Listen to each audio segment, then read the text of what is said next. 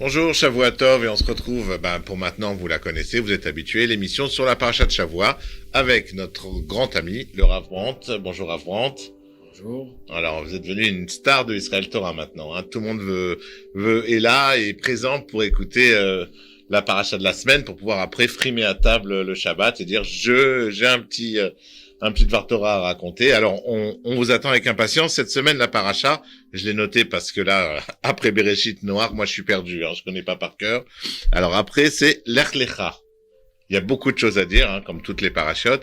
Alors, on va parler de quoi aujourd'hui, Rav Brandt? Lech Lecha, on va parler du peuple juif. Ah, c'est nous. C'est nous. C'est nous. Mais c'est nouveau. Dans Bereshit, dans Noach, on a parlé de l'humanité. Et là, on parle du peuple juif. Il vient d'où ce peuple? Mais est-ce que le monde avait des peuples? Ou était un peuple? Alors, en tout cas, il y avait qu'une seule langue il y a pas longtemps. Il y a eu l'histoire de la tour de Babel et ça a foutu un peu le bazar, quoi. Non, Akadosh Baruch Hu a éparpillé. Voilà.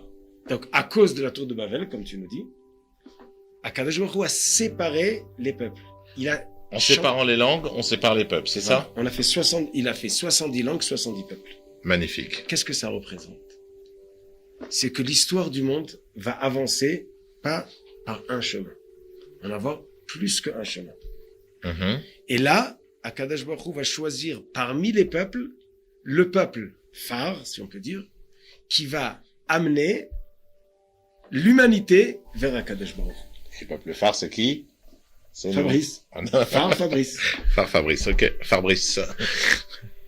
Alors, Akadosh Baruch Hu dit à Abraham, Lech Lecha, tu vas aller vers Eretz Kenan. Ah, Lecha, c'est va vers toi. Pour toi. Pour toi. À ton profit. D'accord. Mais tu vas aller vers Eretz Kenan. Ok, c'est-à-dire que là, on n'est plus dans le contexte de l'humanité. Dieu, il parle au peuple juif, il dit, allez, maintenant, ton histoire, elle démarre, va pour toi. Le peuple juif n'existe pas encore. Il parle à un homme. Un homme qui, à la base, que de lui va être le peuple juif. D'accord. Et ce peuple-là va suivre le chemin du grand-père Abraham. Et grâce au grand-père, à notre grand-père Abraham, nous allons amener toute l'humanité, au plus tôt, ou au moins à la fin des temps, vers la foi et le savoir de l'existence d'Akadosh Baruch Hu. Si je peux préciser que notre grand-père est visible quand vous voulez à Hebron. Il a une grande maison là-bas et il reçoit tout le monde. Et c'est très sécurisé d'aller à Hebron. Vous pouvez prendre le bus à Jérusalem ou prendre la voiture. Vous allez sans problème à Hebron pour aller voir Papy Abraham, qui est disponible 24 heures sur 24 et 7 jours sur 7. Surtout que jusqu'à aujourd'hui, tout ce qu'on a, tout notre mérite, c'est Bisrout Avraham Avinu. Et pourquoi? Eh bien, c'est ce qu'on va voir dans la paracha, que Kadosh Baruch Hu a promis à Avraham une alliance qui ne sera jamais détachée.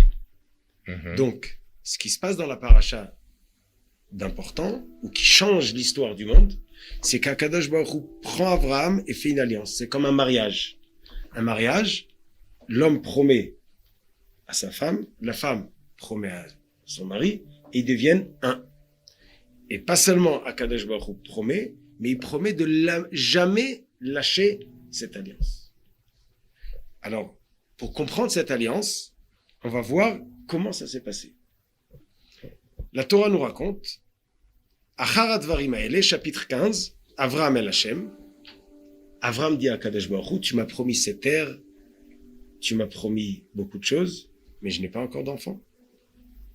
Alors, Akadosh Baruch Hu dit à Avraham, sors et regarde dans le ciel, regarde combien d'étoiles il y a, et tu auras des enfants comme des étoiles. Et là, il lui dit, mais... J'ai pas une assez grande maison. Et Avraham lui dit, je te crois que j'aurai des enfants, mais d'où je sais que mes enfants vont hériter cette terre et ils vont suivre, ils vont avoir le privilège de ce que tu me promets. C'est déjà un juif qui négocie. Il lui dit, ok, tu me promets, mais moi je veux le contrat signé, c'est ça? Ouais, ok. C'est des paroles. Tant que c'est pas écrit, moi, ok. Comment je peux être sûr? C'est quoi le contrat? Voilà. C'est qui le notaire de l'histoire? On est d'accord. Alors, la Torah nous dit, Vayomer elav, ani Hashem, Asher otziticha meur kasdim, la tête lecha et eretz azot erishta. Il dit, comment je sais? Il dit, tu vas prendre 3 animaux, tu vas les couper en 2, et tu vas passer entre. Ça veut dire quoi? Couper un animal en 2 et passer entre. Bon, je connaissais pas ce concept. C'est un concept d'alliance. Ah, d'accord. Comme dans la Brit Mila. On va voir à la fin de la paracha, on coupe un petit morceau. Ça veut dire quoi? Ça veut dire que si on veut devenir un, je prends un petit peu de toi, ou tu me donnes un peu de toi, je te donne un peu de moi, et là on devient un. À Kadosh Baruch Hu dit Abraham, on va faire une alliance. On va couper les animaux, on va passer ensemble. Ça veut dire qu'on va devenir un, soudé. Et ma promesse, ma partie de l'alliance, c'est que je te promets d'être le peuple élu et d'avoir Eretz Israël et de ne jamais te lâcher. Alors, juste une chose, s'il y a des enfants qui nous regardent, ne faites pas ça à la maison avec vos chats et vos chiens, d'accord? Si vous découpez vos animaux domestiques en 2, ça ne fera pas d'alliance, hein. C'était à l'époque d'Abraham. On est d'accord? C'était une fois. On est d'accord. Akadosh Baruch Hu qui dit à Abraham, et c'est un symbole. Pour en savoir plus, en réalité, le symbole, c'est que ces 3 animaux représentent les exils. Mais bon, ça c'est pour une autre fois. Et de l'autre côté de l'alliance, c'est pour ça que juste après cette alliance, Abraham va être ordonné de faire la Brit Mila. C'est le peuple lui qui donne quelque chose en contrepartie, devenir un avec Akadosh Baruch Hu. Mais là, il dit comme ça. Il aurait pu prendre un bras ou un truc, non. Non, ouais, okay. Mais sans bras, on peut pas... Ouais, alors que là, c'est un truc qui sert à rien, quoi. Ok, on est d'accord, on continue. Passons. Alors, comment il se passe? Vayehi Hashem eshlavo vetardema nafla al Avram. Le soleil se couche et Avram s'endort profondément. Veine eima chashecha gdola nofet alav. Et il voit sombre. Et il commence à rêver. Nous connaissons le rêve de Yaakov avec l'échelle, les anges qui montent et qui descendent. Voilà. Ah, j'ai connu celui-là. Mais tu connais plus que Bereshit, non? Ouais, je connais un peu. Le rêve du fils de Yaakov, Joseph. Joker. Le rêve de Yosef. Le rêve de avec quoi? les 11. Ah oui. Les 11 épis de blé, les vaches et tout ça. Très bien. Les vaches, ça c'est Paro, le rêve de Paro. Ah oui, ça c'est le rêve de Paro. Ok. Alors, le rêve d'Abraham, il rêve de la souffrance de ses enfants. Il rêve de l'exil. Il rêve que 400 ans, ils vont en exil. Il dit, qu'est-ce qui se passe? Et Dieu me promet le bien. Et je rêve de l'exil.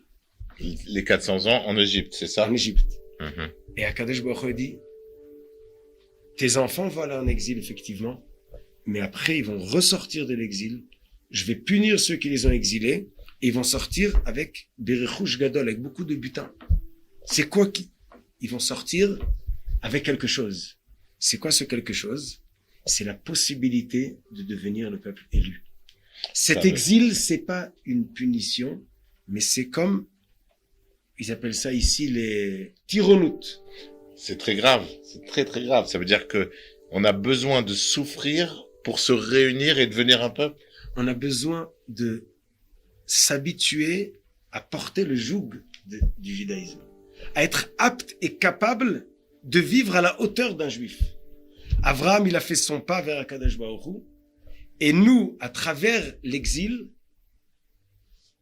on va être capable de devenir serviteur de Dieu. Quelqu'un qui n'a jamais été serviteur, il sait pas c'est quoi écouter l'autre.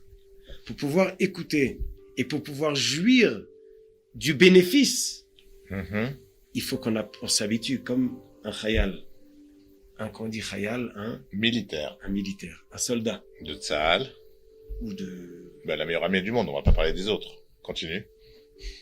Donc, un militaire, pour pouvoir être capable de faire face à la guerre, on le rôde, on l'apprend pendant quelques semaines, quelques mois, être à la hauteur.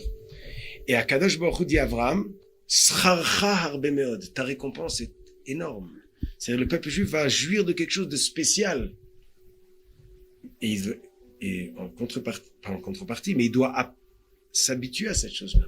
Il faut qu'il va en exil pour pouvoir être à la hauteur de cette chose-là. Cette paracha de Lech Lecha, on a l'alliance qui se fait entre Akadosh Baruch Hu et le peuple juif, Abraham rêve de ce qui va se passer et il a la promesse qu'il va ressortir de l'exil un peuple qui va pouvoir être apte d'avoir Eretz Israël, de recevoir la Torah et être le phare du monde entier vers la Emouna.